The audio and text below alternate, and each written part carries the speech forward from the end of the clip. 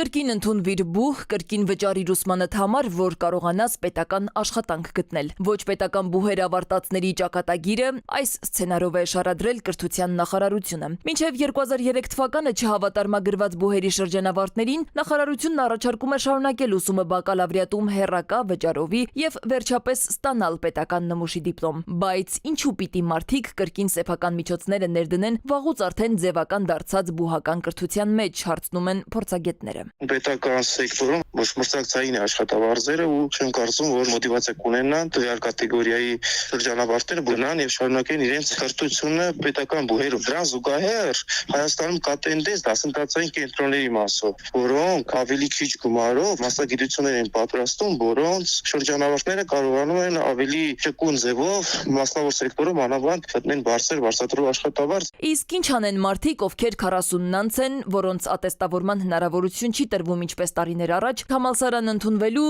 նորից սովորելու, ավարտելու ժամանակ չկա, պետք է աշխատեն ու ընտանիք պահեն։ Սրանք հարցեր են, որոնց պատասխանները մնում են օդում կախված։ Պետությունը մեկ անգամ արդեն այդ բուհերի շրջանավարտներին իրավունք տվել է ստանալ պետական նմուշի դիպլոմ, մինչև 2016-17 ուսումնական տարվա ավարտը հանձնելով ամփոփիչ ատեստավորման քննություններ։ Միևնույն ժամանակ, սակայն, հազարավոր քաղաքացիներ անտեղյակության պատճառով չեն մասնակցել այդ քննությանն ու բաց են թողել իրենց միակ հնարավորությունը։ Վատ է, որ այդ դիպլոմով նրանք չեն կարողանում իրենց կրթությունը մագիստրատուրայում շարունակել, ինչ որ նրանք ձեռք էին բերել, եւ դրա համար նրանք պիտի գնան բակալավրիատից սկսեն, ցավոք սրտի։ Եվ դա նրանց համար լրացուցիչ ոչ միայն հոգեբանական դժվարություններ է առաջացնում, այլ նաեւ ֆինանսական, եւ շատերը պատրաստ չեն լինի իհարկե։ Պլյուս դրանք տարիքը շատ բանի մասին է խոսում, շատերը մտածում են ես ու իմ երեխան իրար հետ պիտի սովորեն։ Ոլորտի փորձագետները համակարծիք չեն նախարարության այն դիտարկմանը, թե այդ տարիների կրթության չափանիշները չեն համապատասխանում ներկայիս կրթության չափանիշներին։ Հիշեցնում են պետական բուհի դասախոսը